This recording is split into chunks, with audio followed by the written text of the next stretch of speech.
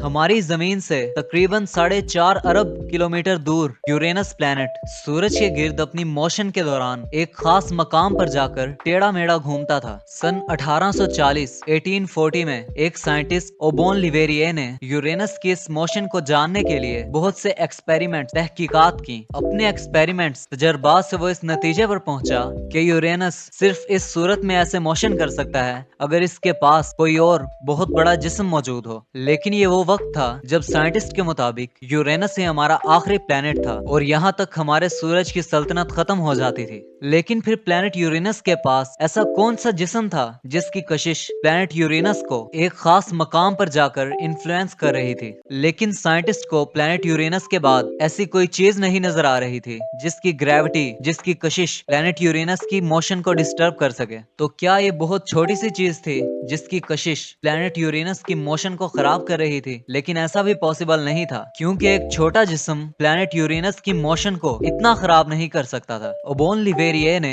इस मिस्ट्री को अपने मैथ के फार्मूले के जरिए सुलझाया। सन 1846 1846 ओबोन लिवेरिए ने बर्लिन ऑब्जर्वेटरी को एक खत लिखा। इस खत में उसने रिक्वेस्ट की कि खला में इस एंगल पर इस वक्त ताकतवर टेलीस्कोप के जरिए तहकीक की जाए, क्योंकि वो जिस्म जिसकी वजह से प्लेनेट यूरेनस की मोशन में तब्दीली आती है वो एन उसी वक्त उसी एंगल पर मौजूद होना चाहिए। बर्लिन ऑब्जर्वेटरी के एक साइंटिस्ट डॉक्टर गेल ने 23 सितंबर 1846 को अपने सीनियर्स की मुखालफत के बावजूद ओबोन लिवेरिए के बताए हुए टाइम और डायरेक्शन में स्पेस का मुताला किया। काफी मुताले के बाद डॉक्टर गेल को आसमान में, स्पेस में एक गहरे नीले कलर की कोई चीज नजर आई। ये जिस्म इतना ज्यादा बड़ा था कि इसके अंदर हमारी 4 जमीनें समा सकती थी। ये सिर्फ 1 डिग्री के फासले से वहीं पर मौजूद था जहां पर ओबोन लिवेरिए ने अपने फार्मूले के जरिए प्रिडिक्ट किया था।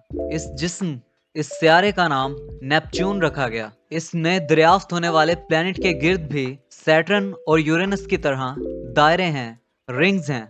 ओबोन लिवेरिए को एजाज देने के लिए नेपच्यून के गिर्द जो रिंग्स थी उनमें से सबसे बड़ी वाली रिंग का नाम ओबोन लिवेरिए के नाम से लिवेरिए रिंग रख दिया गया। अगर कभी आप पेरिस जाएं तो वहां पर माउंट पेरानास ग्रेवयार्ड जरूर जाएं। ये बहुत ही अजीब कब्रिस्तान है। यहाँ पर फ्रांस के मशहूर तरीन लोग दफन हैं। लोगों की कब्रों के ऊपर उनके मुजस्मे बनाए गए हैं और यहीं पर एक बुलंद सी कब्र भी है जिसके ऊपर नेपच्यून सियारा बना हुआ है। ये कब्र उसी शख्स की है जिसने नेपच्यून सियारे को दरियाफ्त किया था। ये वही शख्स है जिसने हमारे सोलर सिस्टम को एक अलग ही शक्ल दे दी थी, क्योंकि इसकी डिस्कवरी से पहले हम यही समझते थे कि शायद हमारे सोलर सिस्टम में सिर्फ 7 प्लैनेट हैं। प्लैनेट नेपच्यून इसलिए नहीं नजर आता था क्योंकि ये सूरज से बहुत दूर है और सूरज की रोशनी इस पर बहुत ही कम पहुंचती है, जिसकी वजह से ये बहुत मध्यम प्लैनेट है। प्लैनेट नेपच्यून का हमारी जमीन से फासला हमारी जमीन के सूरज से फासले से 30 गुना ज्यादा है। जिस वक्त प्लैनेट अर्थ और नेपच्यून एक दूसरे के सबसे करीब होते हैं उस वक्त भी इनका दरमियानी फासला 4 अरब 30 करोड़ किलोमीटर होता है। सूरज से इतना दूर होने ही की वजह से नेपच्यून का एक साल हमारी जमीन यानी अर्थ के 165 ईयर्स के बराबर होता है। प्लैनेट नेपच्यून की दरियाफ्त ने इस राज से भी पर्दा उठा दिया कि एक खास मकाम पर यूरेनस प्लैनेट की हरकत में तब्दीली क्यों आती थी। प्लैनेट यूरेनस की हरकत में तब्दीली तब आती थी जब नेपच्यून यूरेनस के पास से गुजरता था। 1977 जब एक लेजेंडरी मिशन वॉयेजर 2 को स्पेस में भेजा गया तो तकरीबन 12 साल बाद ये मिशन नेपच्यून के करीब पहुंच चुका था। जब वॉयेजर 2 प्लैनेट नेपच्यून के पास से गुजर रहा था तो पहले तो इसे प्लैनेट नेपच्यून नजर ही नहीं आया। वॉयेजर 2 मिशन ने प्लैनेट नेपच्यून की पिक्चर्स तो लेना थी, लेकिन मसला ये था कि वॉयेजर 2 बहुत तेज रफ्तार से स्पेस में उड़ रहा था। एक गोली आधे से 1 किलोमीटर फी सेकंड की रफ्तार से निकलती है, लेकिन वॉयेजर 2 जब नेपच्यून के पास पहुंचा था तो इसकी रफ्तार 19 किलोमीटर पर सेकंड तक पहुंच चुकी थी।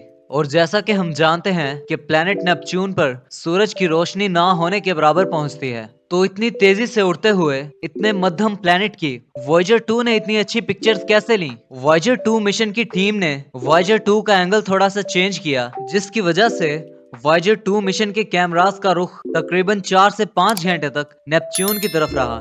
इस दौरान वॉयेजर 2 ने काफी पिक्चर्स ली। इस दौरान जब वॉयेजर 2 प्लैनेट नेपच्यून से तकरीबन 5 करोड़ 70 लाख किलोमीटर के फासले से गुजरा तो उसने 4 घंटे में नेपच्यून की ये वाहिद पिक्चर ली। ये स्पेसक्राफ्ट की मदद से बनाई गई वो वाहिद पिक्चर है जो नेपच्यून की हमारे पास मौजूद है। इस तस्वीर में हमें ये जो एक गहरा निशान नजर आ रहा है, ये नेपच्यून पर उठा हुआ एक तूफान था, और जितनी जगह पर ये तूफान आया हुआ था वहां पर हमारी पूरी की पूरी जमीन समा सकती थी। नेपच्यून पर हवाएं जमी हुई मैथीन, हाइड्रोजन और हीलियम को लिए तकरीबन 2000 किलोमीटर पर आवर की स्पीड से चलती हैं, जबकि हमारी जमीन यानी अर्थ पर हवा की जो सबसे ज्यादा स्पीड रिकॉर्ड की गई है वो 400 किलोमीटर पर आवर है। नेपच्यून पर चलने वाली हवाओं की ये रफ्तार सोलर सिस्टम के सबसे बड़े प्लेनेट जुपिटर पर चलने वाली हवाओं से भी 3 गुना ज्यादा है। नेपच्यून वो सियारा है जिसमें बहुत बड़ी मिकदार में डायमंड्स पाए जाते हैं। नेपच्यून पर कार्बन और हाइड्रोजन मॉलिक्यूलर फॉर्म में मौजूद हैं, और प्लेनेट नेपच्यून का एटमॉस्फेरिक प्रेशर इतना ज्यादा है कि कार्बन क्रिस्टलाइज हो जाता है और डायमंड की शक्ल इख्तियार कर लेता है, और उसके बाद डायमंड के क्रिस्टल्स नेपच्यून के एटमॉस्फेयर से इसके कोर में गिरते रहते हैं। तो हम कह सकते हैं कि प्लेनेट नेपच्यून पर